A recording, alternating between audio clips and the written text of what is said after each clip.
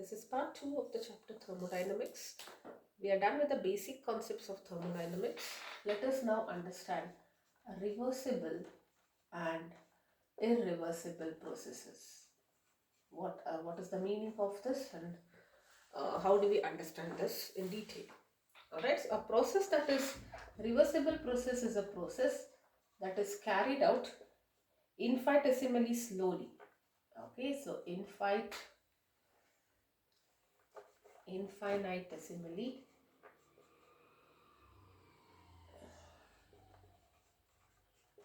slowly. That means, what is the meaning of this?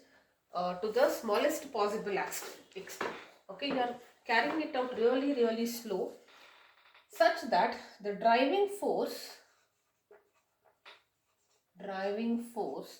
is also just very almost minuscule. By minuscule amount, it is just greater than the opposing force. Just greater than the opposing force.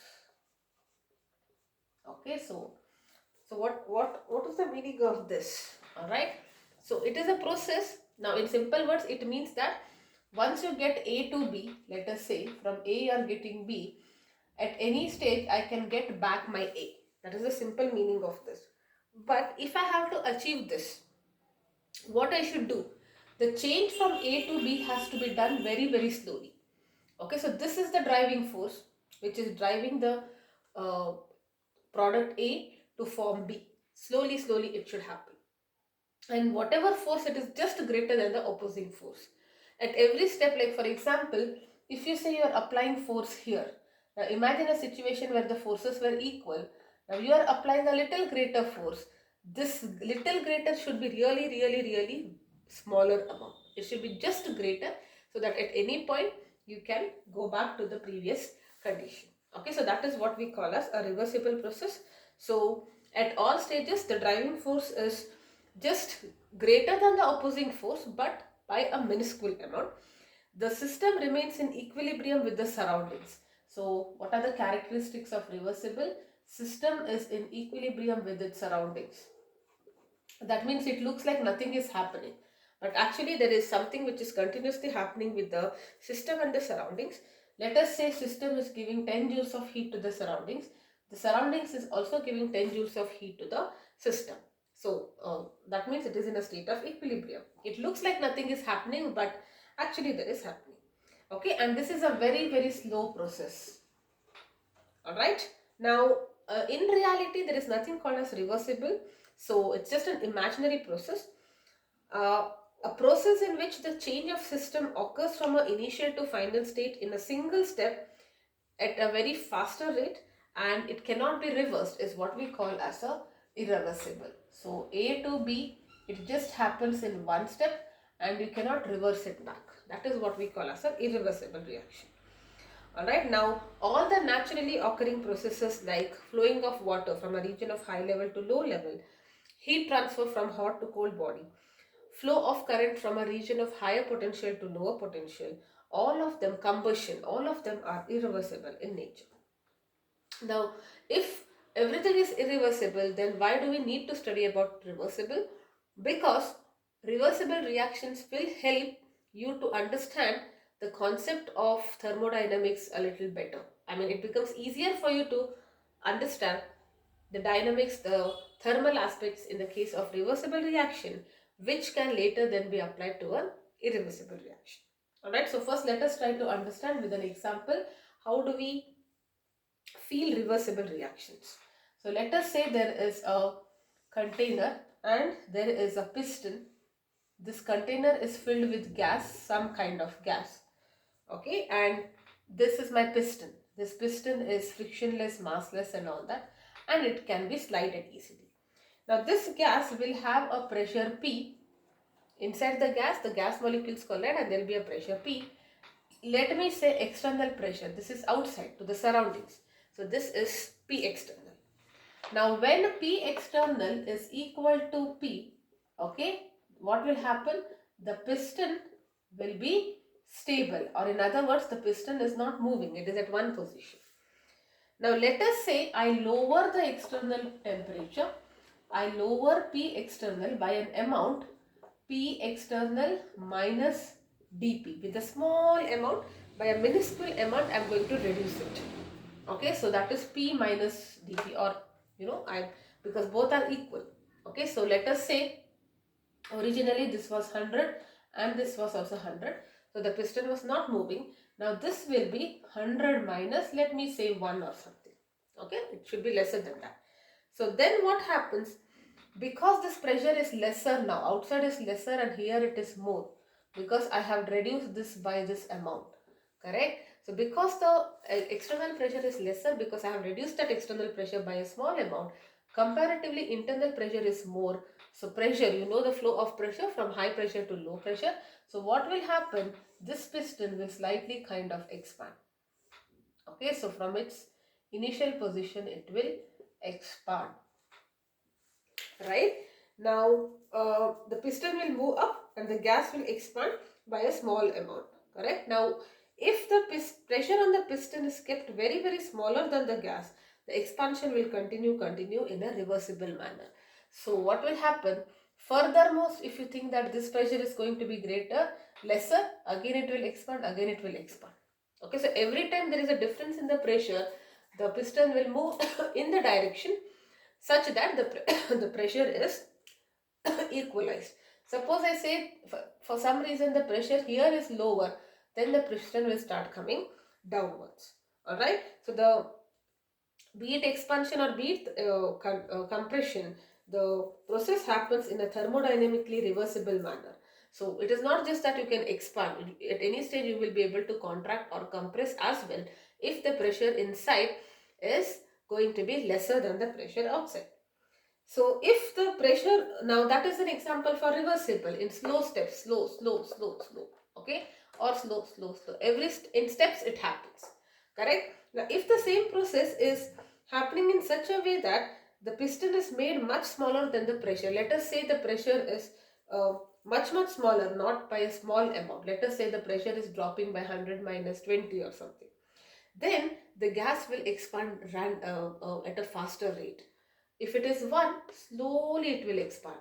But if the pressure is fallen, outside pressure is fallen by a greater amount, the piston will expand at a faster rate, and that is what we said, that is what we call as irreversible. Once it expands at a faster rate, you cannot bring it back to its original condition. Okay, so that is what we call as irreversible reaction.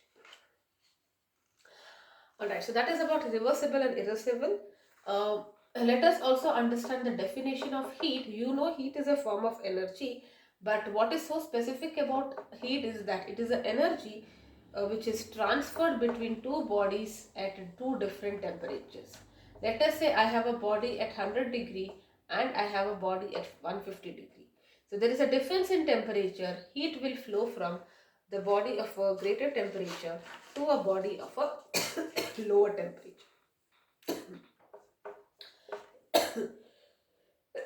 Heat in thermodynamics is denoted as small q, lowercase q. So q will be positive if heat is given to the system. Okay, so heat is given to the system by surroundings. So you will always visualize it from the system perspective. Heat is entering consider yourself to be the system. Heat is entering inside you. That means you are gaining heat. So it is positive. And Q is minus if heat is going out of the system. Okay, let us say some heat is going away from your body. So you are losing heat, right? So that is why it is negative. Okay, so these are the signs for Q. Q is positive if heat is entering the system. Q is negative if heat is leaving the system. Similarly, let us understand the meaning of work. Okay, work, what is work? It is the energy associated with the force acting on a system during its displacement. So work is nothing but force into displacement. So you have a system and there is a force acting on that system. Because of that force, there is a displacement that is happening. Then we say work is being done. Now again, work is denoted by lowered case W. Work can be positive or negative. When it is positive, when work is done on the system, it is positive. Work is done by the system, it is negative. So very important sign conventions. Why on the system? Think that when work is done on the system and you are the system. you are getting some kind of energy. So there is some addition which is happening, addition of energy. And when you are doing work, okay, you are losing out energy, there is subtraction, so that's why it is negative. So that is about heat and work. Having understood this, let us also try to understand the concept of internal energy. After knowing internal energy, we are in a position to define the first law of thermodynamics.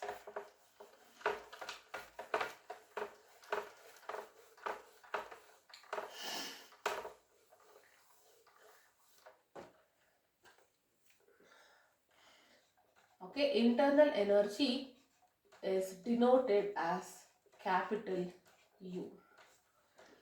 Alright, so a specific amount of every substance will have a definite amount of energy.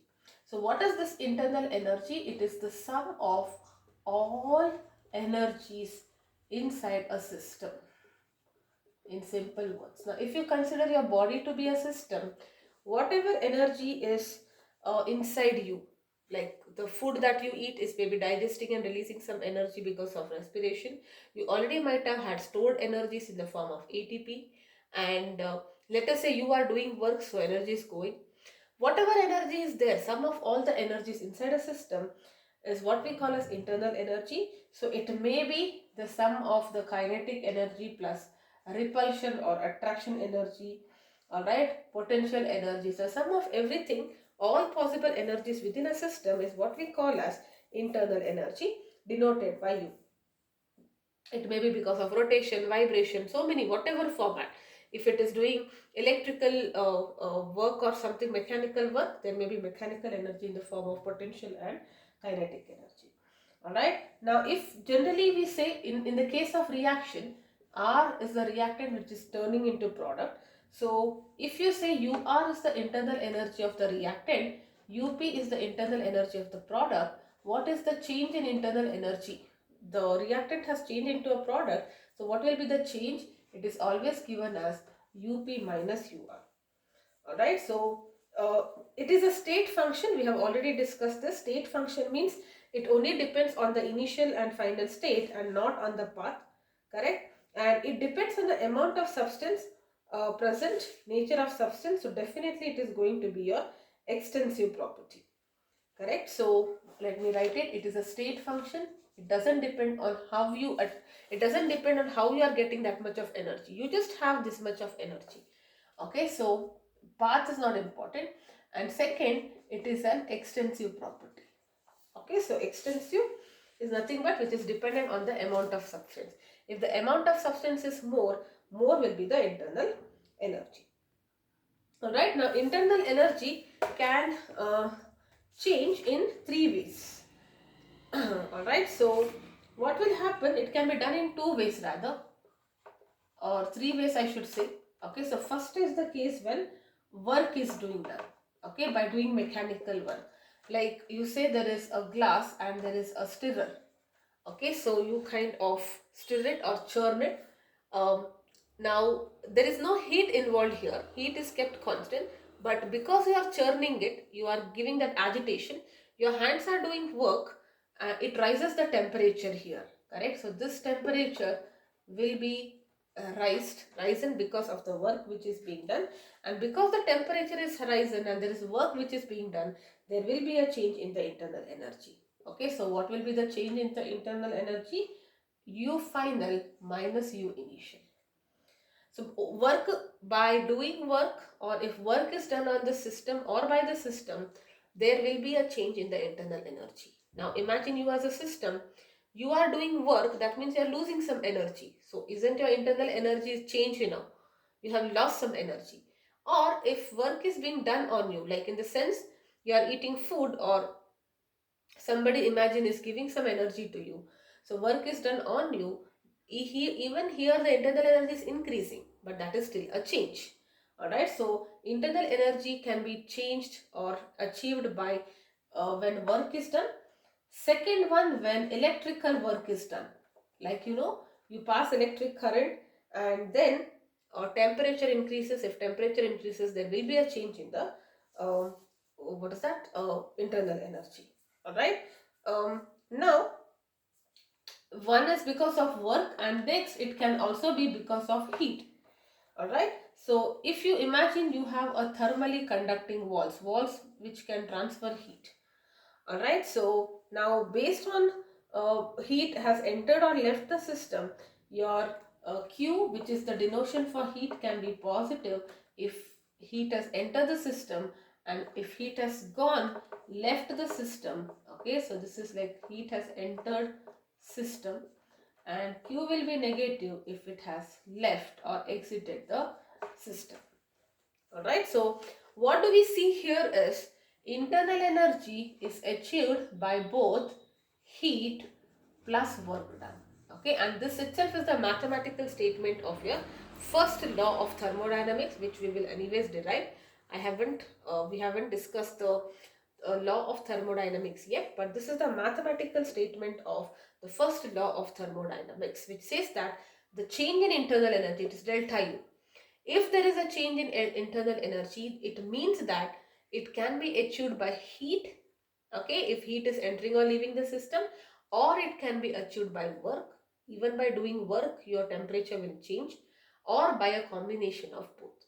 Okay, so there is also a chance when matter is being exchanged, because when matter leaves out in and out, the total temperature will be, there will be a difference in the temperature. Okay, however, for all isothermal processes, that means temperature is constant, we had just studied that, this delta U will be 0. That means there is no change. If the temperature is constant, what is the meaning of temperature? There is no change in energy, right? So there is no change in temperature at all. You are in the initial state, nothing is happening, no heat is coming inside you, going out, nobody is doing work on you. When will the temperature change? If work is done on or by the system, or if heat is flowing into or out of the system. There will be a change in temperature. If you tell that it's an isothermal process, which means temperature is constant, obviously there will be no change, or the change is going to be 0.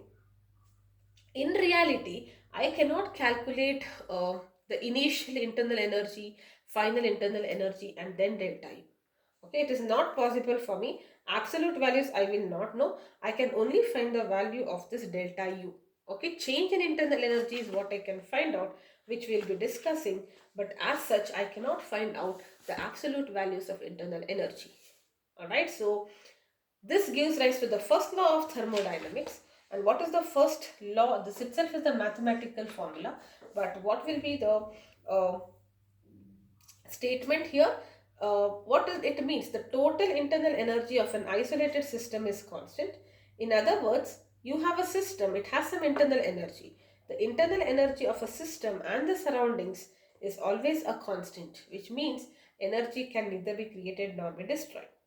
Alright, so sometimes you use this kind of words, that it is impossible to construct a virtual motion machine. What is the meaning of that? You cannot construct a machine which can produce energy without the consumption of energy.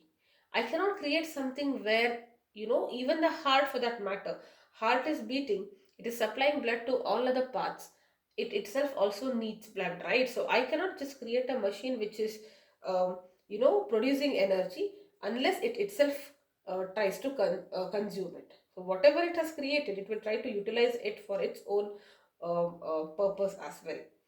Right? So that is the first law of thermodynamics. In summary, total energy remains constant. Change in internal energy is heat plus work done.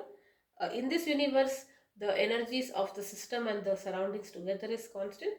In simple words, it just means that I cannot have a machine which will produce energy without consuming it. Okay, and this is the mathematical form of the first law of thermodynamics. Total change in internal energy is because of the heat, which is because of the heat and because of the work. Now, both may not be there. There may be systems wherein Q is 0. When is Q 0? Let us understand that. Q is 0 means no heat is going into or out of the system. There is no heat which can take. That is nothing but an adiabatic process. See, people get confused with adiabatic and isothermal. They are both different. Isothermal means temperature is constant. Now, there can be a condition that heat is entering the system, leaving the system, entering, leaving. Won't the temperature be same? Alright, so they are not the same. Adiabatic means heat is entering, no heat can enter or leave the system. That means my walls are not conducting, they are insulated walls. Okay, so if Q is 0, the change in energy is only because of work done. Alright, so Q is 0 means no heat can be exchanged. Okay, so work done can be 0 in many ways, which we will talk about. And also, if both the things are there, there is heat which is being exchanged, there is also work which is being done, then the change in internal energy is because of both. Alright, so this is the expression to find out the mathematical statement for first law of thermodynamics. Having understood that, let us now try to get an expression for work done in the case of reversible isothermal expansion. Okay, so let us try doing that. Reversible isothermal expansion. So you need to remember this, delta U is Q plus W. Total change in internal energy is because of work and heat together, or maybe individually as well if other component is 0. So you want to calculate the work done during a reversible isothermal expansion or compression, it doesn't matter, but we are going to take an example of expansion of a gas which is reversible. We have already studied this. So what is this? This is a piston which is massless and frictionless. There is gas inside and this gas is exerting pressure on the piston. There is atmosphere which is also exerting its pressure. When both external pressure and the pressure of the gas are equal, the piston will not move. Right, so this is, it is at rest. Now let us say the force acting on the, what will be the force acting on a piston? Force acting on the, yes, so when the piston is at rest, the pressure is exactly equal to the external pressure. So the force acting on the piston, F is the force, it is equal to pressure into area, because pressure is force per area. So this is pressure, and what is this area? This is the area of cross section of the piston. Okay, now if the, let us say you have decreased the external pressure, this external pressure is now becoming P minus dP. Alright, so if the external pressure becomes infinitesimally small, that means it is becoming smaller by a minuscule amount, it is equal to P minus dP, then what will happen? The gas will expand slightly. It is reversible, it is happening slowly.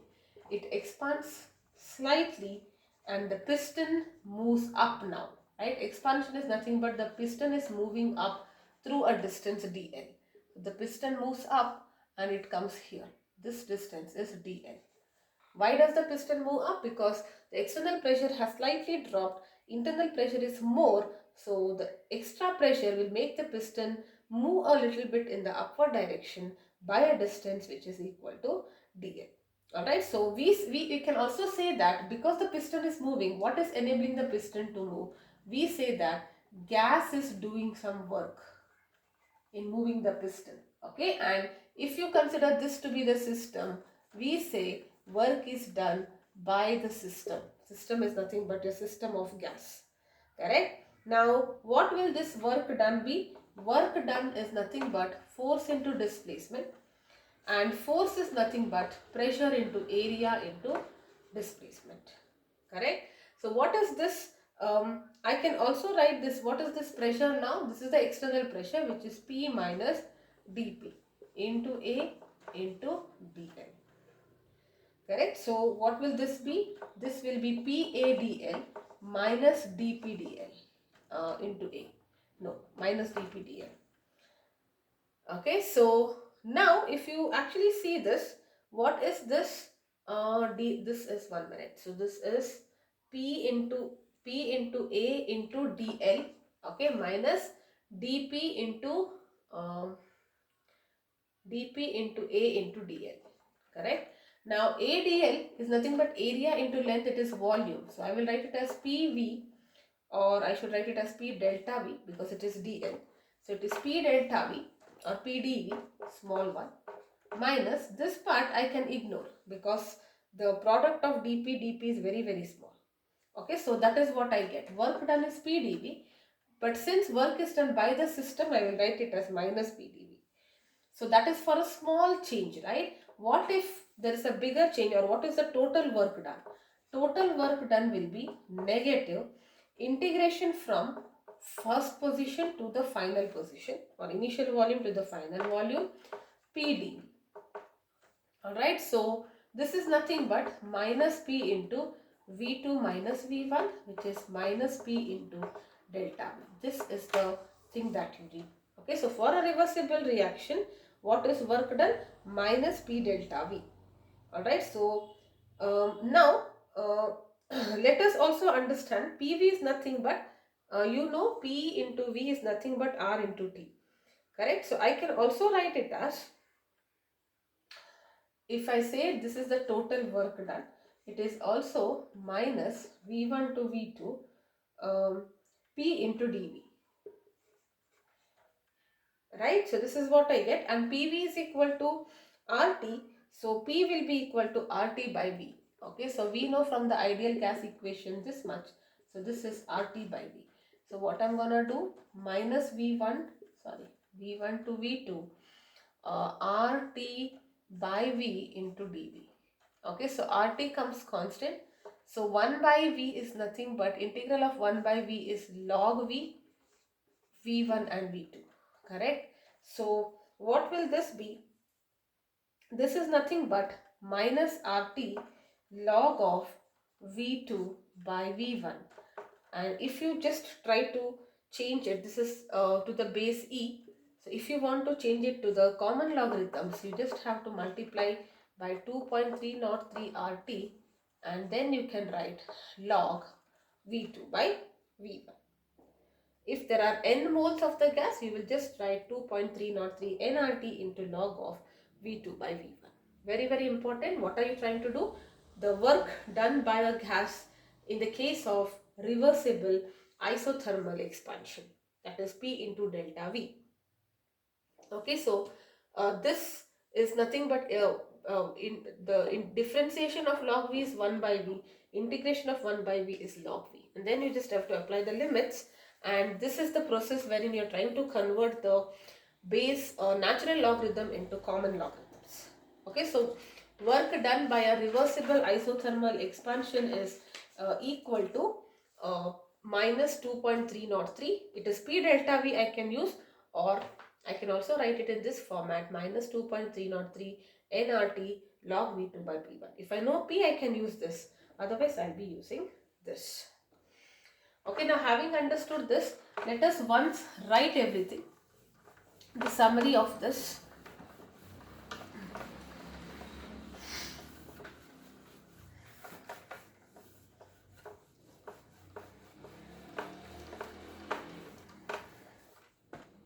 So you know from the first law of thermodynamics, U is equal to work done plus heat.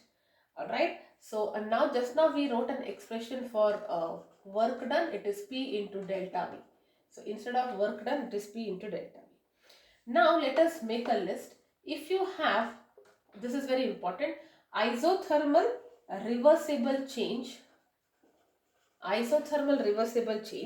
you know change in internal energy will be constant. Isothermal means temperature is same, temperature change is 0, temperature is same, which means delta U will be 0. The reason why delta U will be 0, because there is no change in temperature. So your internal energy is intact. No work is being done, no heat is being exchanged. If delta U is 0, if I apply here, delta U is Q plus V. If this is 0, it means Q is equal to minus W. Alright, so how you can write? You can also write it as 2.303 nRT log V2 by V1. Okay, so that will be my work done. So this is nothing but minus 2.303 nRT into log V2 by V1. Just now we derived the expression for work done. Overall it becomes plus here. What about isothermal irreversible change?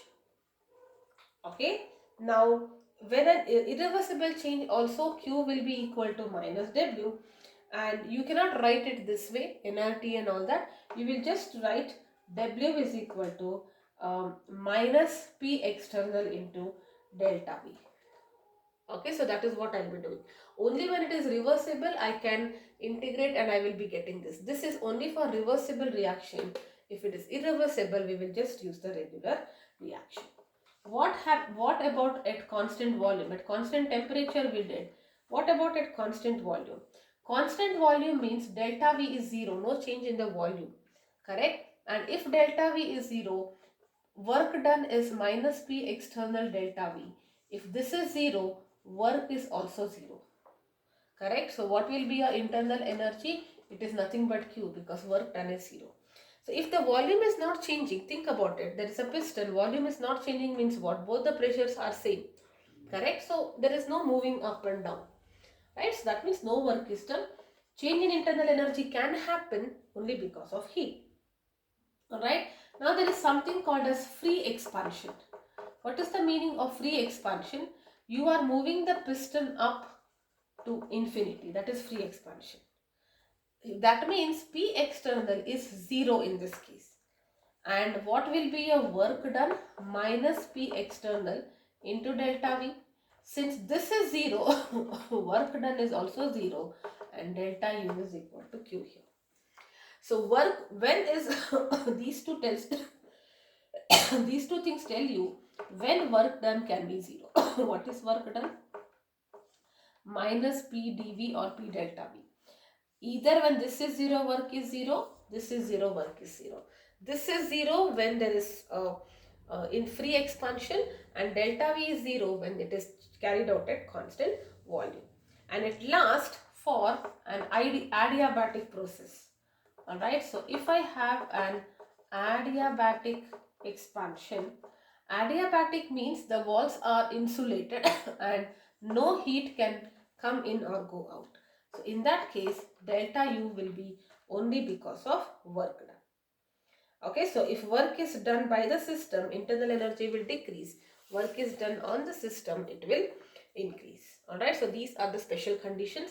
Especially remember this, when is work done to be 0, when is work said to be 0? Work is said to be 0 under two conditions, either this is 0 or this is 0. This is 0 in the case of free expansion, this is 0 when it is taking place at a constant volume. Alright, and also remember, isothermal means temperature is constant, and if temperature is constant, change in internal energy is 0. Okay, so this is also very, very important.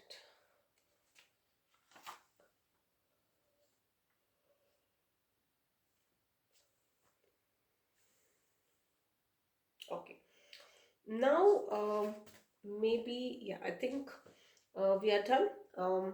Maybe in the next video I'll be taking a numerical.